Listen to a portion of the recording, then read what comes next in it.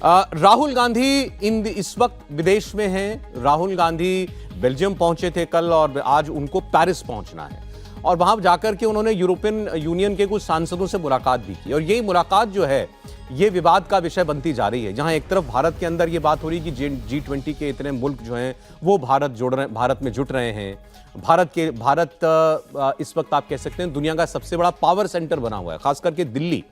और उस बीच में राहुल गांधी दिल्ली में नहीं है। चलें एक बात, कोई उनको किसी विशेष कार्यक्रम में यहाँ पर उनको ऐसा भी नहीं कि सम्मिलित होना था, लेकिन विदेश में वो जिन लोगों से मिल रहे हैं वो यूरोपियन यूनियन के वो सांसद हैं जिन्होंने पायलट किया था उस प्रस्ताव को जो भारत के खिलाफ लिखा गया और पारित किया गया वहां की यूनियन के अंदर, यूरोपियन यूनियन में। ये मणिपुर के मुद्दे पर हुआ, अब से कुछ रोज पहले हुआ। विपक्ष ने इसको मुद्दा भी बनाया था कि विदेश में देखिए मणिपुर के मुद्दे की चर्चा हो रही है और हम अपने यहां पर उस पर बात नहीं कर रहे हैं।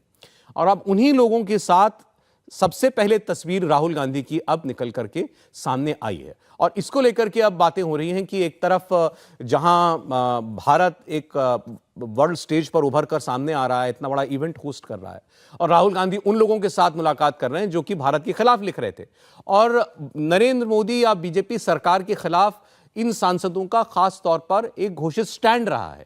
वो कहते ही हैं कि भारत के अंदर जैसे एक हिंदू नेशनलिस्ट गवर्नमेंट चल रही है, प्रधानमंत्री को वो हिंदू नेशनलिस्ट लीडर ही कह करके बुलाते हैं, तो वो वहां उन लोगों से मुलाकात कर रहे हैं। क्या जरूरत है एक ऐसे मौके पर वहां से कोई भी ऐसा नेगेटिव संदेश देने की? अब वहां पर जो बैठकें होंगी या उनको वहां पर जब उनको एड्रेस करेंगे राहुल गांधी तो और क्या कुछ बातें कहेंगे, वो वीडियोस वगैरह थोड़े वक्त में सामने आएंगे। अगर उसमें भी अगर कोई ऐसी बात होती है, राजनीतिक बातें होती हैं जो होंगी जाहिर तौर पर, तो वो भी अपने आप में विवाद का विषय बनेंगी। तो राहुल गांधी का इन मेंबर ऑफ पार्लियामेंट से मुलाकात करना क्या आपको कोई विवाद की वजह लगती है? नहीं, मुझे लगता है कि राहुल गांधी के स्वभाव का ये हिस्सा बनता जा रहा है। अगर आप ध्यान से देखें तो ये कोई छिपी हुई बात है नहीं। जॉर्ज सोरोस जो बार बार कहते हैं, जो ओपन सोसाइटी वाले हैं, वो कहते हैं कि भाई हम दुनिया भर की डेमोक्रेसी को ठीक करेंगे।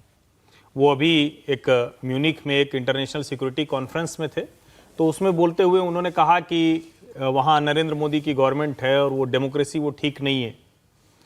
अब डेमोक्रेटिक किस तरह से होना है, डेमोक्रेसी कैसे चलेगी, वो जॉर्ज सोरोस तय करेंगे। उनकी फंडिंग आ रही है, ये सब बातें कही जाती है।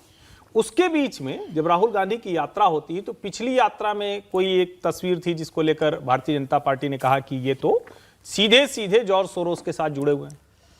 वहां पर जिस तरह की बातें वो करते हैं, लगभग वही बातें वहां की जो इंडियन अमेरिकन मुस्लिम काउंसिल है वो करती है।